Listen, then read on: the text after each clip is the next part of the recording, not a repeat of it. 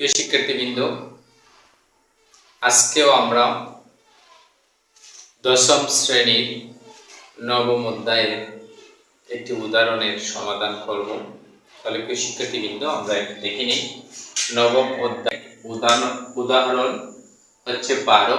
তো হচ্ছে সেকে প্লাস 10 ইকুয়াল 5/2 হলে সেকে মাইনাস 10 এর মান নির্ণয় করো।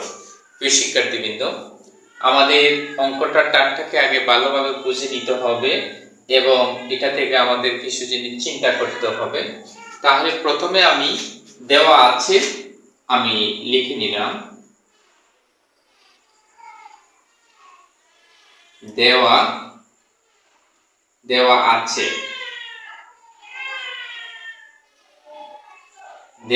আমাদের কি দেওয়া আছে, আমাদের এই অংশটুকু দেওয়া আছে। আমরা লিখি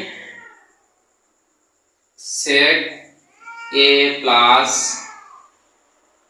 10a ইকুয়াল হচ্ছে 5/2।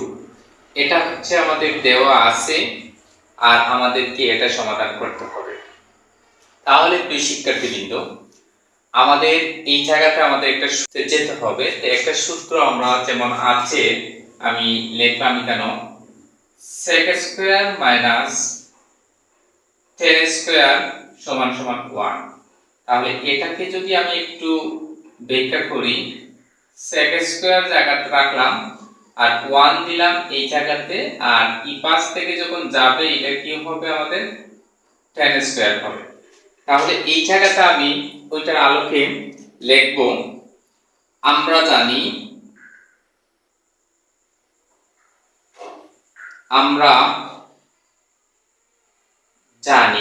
কি জানি আমরা sec স্কয়ার, যেহেতু a আছে আমাদেরকে সঙ্গে a দিতে হবে। sec স্কয়ার a ইকুয়াল হচ্ছে আমাদের কি হবে 1 প্লাস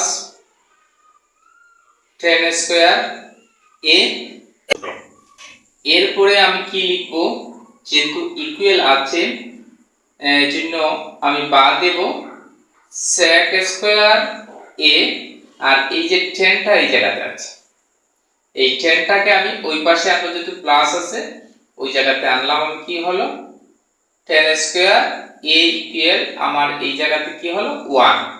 অর্থাৎ এই যে প্লাস 10 স্কয়ার আছে, এটা যখন ওই পাশে আসলো তখন প্লাসটা কি হয়ে গেল, মাইনাস হয়ে গেল। এখন আমাদের একটা সূত্র আমরা জানি, আমরা প্রত্যেকই এই সূত্রটা জানি, a plus b into a minus b। তাহলে আমরা এই জায়গাতে সূত্রটি লিখব,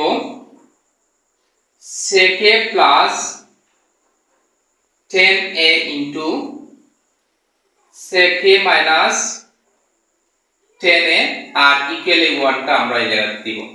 তাহলে কি শিক্ষার্থীবৃন্দ, sec a প্লাস 10 এর একটা মান আছে 5/2। তাহলে আমরা ওই জায়গাতে দিব কি, ওইটার মানটা শুধু লিখব 5/2 into sec a minus 10a equal 1।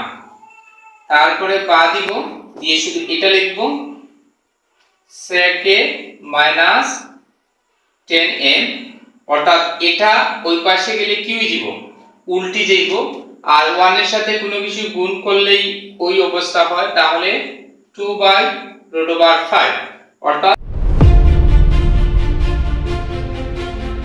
এটার মান হচ্ছে sec a মাইনাস 10 এর মান হচ্ছে 2/5।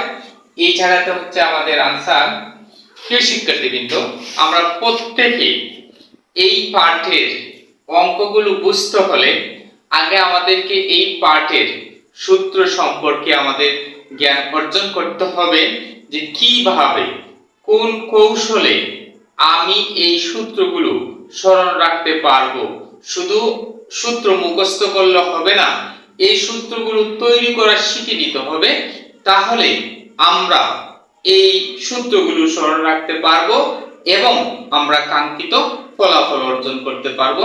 সকলকে ধন্যবাদ।